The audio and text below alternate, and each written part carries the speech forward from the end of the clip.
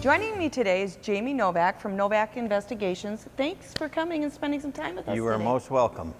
So today we just want to find out about you and some of the unusual investigations and trainings you've done. So can you start by telling us a little bit about Jamie Novak?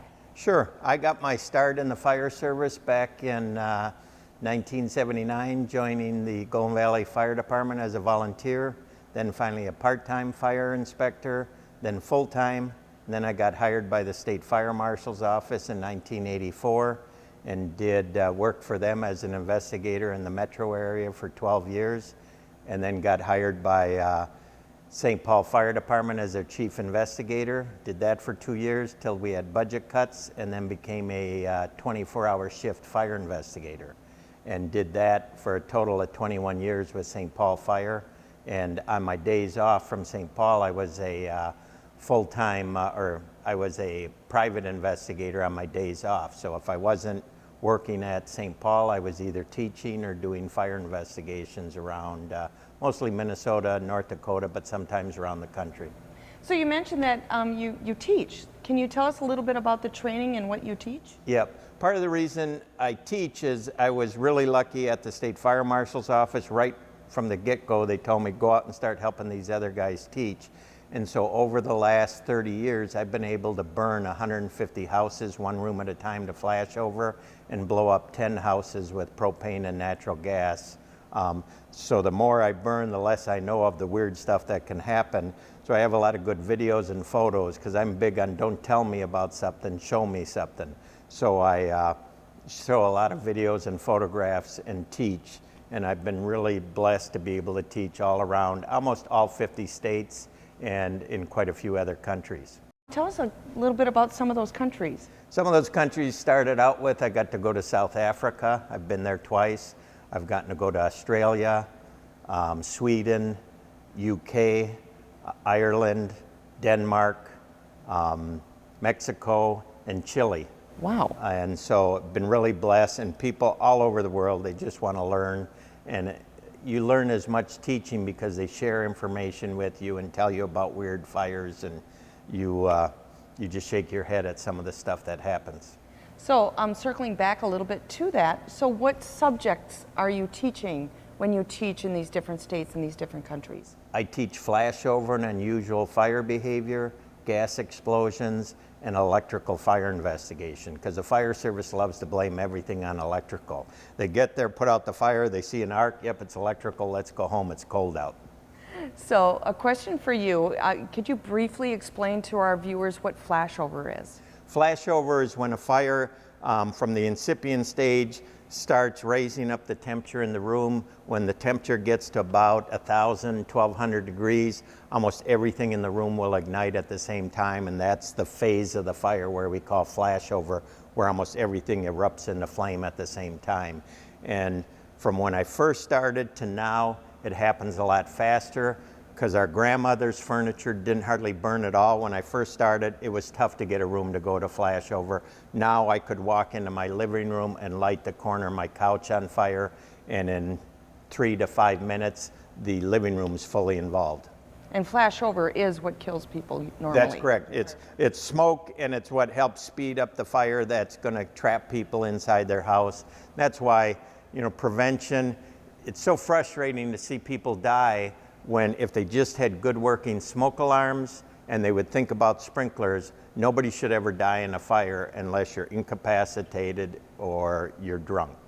So let's talk about some of these fires that you're talking about, unusual fire behavior. What is the most, the farthest place or the most unique place you've ever had to investigate a fire? I was supposed to go to Abu Dhabi for a fire, but I ended up turning it over to another investigator who I thought the fire best suited him. I found out I could have handled it because it was not petroleum, it was storm. But I've been to Canada for fires, and most of the other countries, I didn't go there to investigate, I more went, but I've gone to a couple of fires while I was there to help out the locals. So not that I was hired to do that, but got to look. But I've been all over the states looking at some fires for manufacturers and stuff. and then teaching everywhere. So residential, tell me about what you think's the most unusual or freaky fire you've ever investigated. One in St. Paul, we did a air conditioner in the middle of winter that was not being used, and it ended up, the owner was telling me, oh, this air conditioner was making a funny noise, and he said there was a hole in the screen. When I had the firefighters pull it out, there was a squirrel's nest inside this window air conditioner, and it had chewed through the wires and shorted out the wires in the air conditioner, starting his nest on fire. Chanhassen called me to tell me about, they had a fire where the regular window pane on a house next door started the house under construction next door on fire from regular window pane glass, and the reflection at 10 degrees below zero. It heated up the siding, and it started the siding on fire twice, 2 different days. And you've been to a couple fires that have been started by reflections, haven't you? Yep, Yeah. reflections or sunlight. I've had the articulating magnifying glasses that our grandparents sometimes use with the light in them. I've had sun go through that and start a couch on fire. I've had it start papers on a desk on fire. There's some weird fires out there that you never would have guessed in your career that would happen. I have a friend that looks at stove fires for a manufacturer, and he said he went to one where everything looked like cooking oil grease on the stove, and the people swore they weren't cooking. One of our biggest problems with fire investigation is nobody ever tells us the truth because they're worried insurance isn't going to pay for it, or my husband's going to be mad that I forgot the food on the stove, or my wife's going to kill me because I was smoking. But in this case, they swore they weren't cooking. When he pulled the back cover off the stove, a mouse had crawled in between the knob and shorted out the knob, so it turned the stove on even though it was in the off position. So he said never in all his years would he believe that. So there's some weird stuff. But the majority of fires are caused by 3 things: men, women, and children. You get rid of people, you quit having fires, because most fires are caused by something we did or we didn't do. We dropped a cigarette on the couch, falling asleep drunk. We left food on the stove. We didn't clean out our chimney, so we had a chimney fire. We cleaned out the ashes and put them in the trash, and they're still hot. So most everything is preventable, and that's the most frustrating thing, is as many fires as we have, probably 80 to 90% of them are preventable had we just taken the time to be smart about it. So speaking of mice and squirrels, have you been to several fires that have been started by animals or pets? Yes, I've had a couple of fires in St. Paul that the fire was just in the wall when the firefighters arrived, so there was nothing else. We found evidence of 2x4s inside the wall that were chewed through and rounded off, and then we had missing insulation on the electrical wires. Oh, okay. So we proved that, and then one of the deputy state fire marshals of Wisconsin had a mouse fire in his own house, but it was partly his fault in the fact that he kept resetting the breaker, which then it'd arc again, and it just kept, finally it started a fire, and he kicked the wall and put out the fire. But it was a dead mouse in there, and it had chewed through all the wiring. And that's something that people do quite often, is they keep on Yes. turning the breaker on after it trips several times. When your breaker trips, it trips for a reason. Don't go and reset it right away. You need to find out why it may be reset, or call a electrician. Anything with dogs or cats? Them chewing on stuff can be an issue. I haven't seen that much with dogs and cats, as much as I know there's been some cases of when I've been teaching, people talking to me. In Philadelphia, some police officers were on a stakeout for a possible attempted arson, and they saw a bum throw a cigarette, and a few minutes later a pigeon swooped down, picked up the cigarette butt, flew to the belfry of the church, and they said 15 minutes later the church steeple is on fire from a bird and a cigarette butt and nest. And I've heard that in Hawaii. Somebody says you look at the top of the palm trees and there's all these burnt fires because of the birds bringing up cigarette butts into their nests. Wow. I know the Excelsior Fire District has responded where the dogs jumped on the stove to grab the cookies and Yes. turn the burner on and starts We've everything. had that many times with dogs jumping up for birthday cake, dogs jumping up for right after graduation. They stored all their buns on top of the stove after graduation party, and the dog jumped up, turned on the burner. And then we've had a few where cats have jumped and knocked over candles. And then my son just investigated one the other day where they think the cat jumped up onto the mantle of the fireplace and stepped on the remote control switch for the fireplace, you know, in the middle of summer with blankets were up against the side of the glass. Because you're not going to start your fireplace in the summer. Yep. So is there any other myths about fire behavior that you would like to share about the audience and help dispel?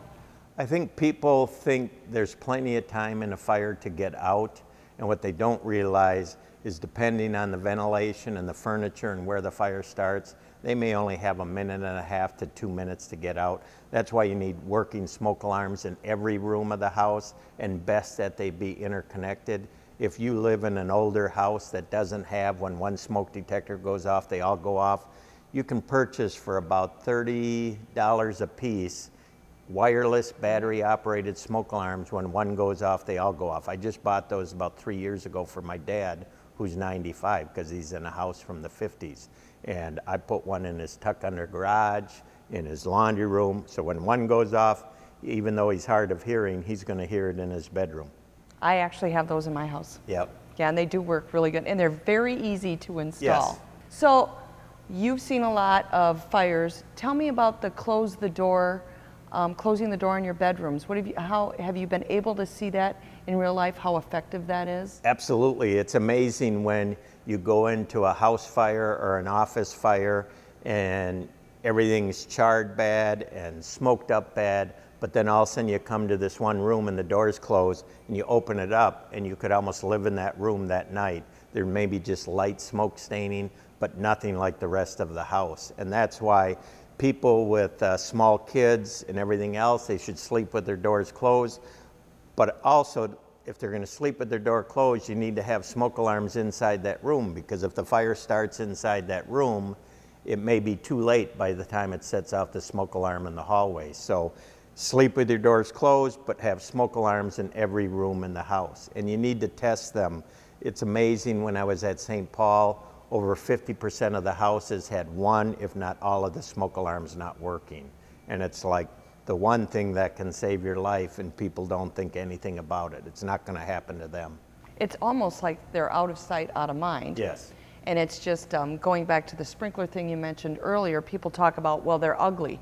Well, people don't even notice their smoke alarms, and if you have a house with a sprinkler in it, you're not going to see that anymore. Yes. Yep. And you know, I've sprinkled the last 3 houses I've lived in. I just, I'll spend that money, but people spend it on a sprinkler system for their yard, or they'll spend it on $7,000 fireplace for their house, where they're more apt to have a fire if it's not installed properly. So I just think, as much as fire safety gets a bad rap, it's not that expensive, and it can do a lot of good. So is there anything that you would like to add that we have not covered today? I just think people, if they have any questions, call your local fire marshal. They can answer the questions. They're a great resource. Sometimes they have free smoke alarms or cooking devices, but pay attention, check out your house, make sure everything's working, and have a plan with your family.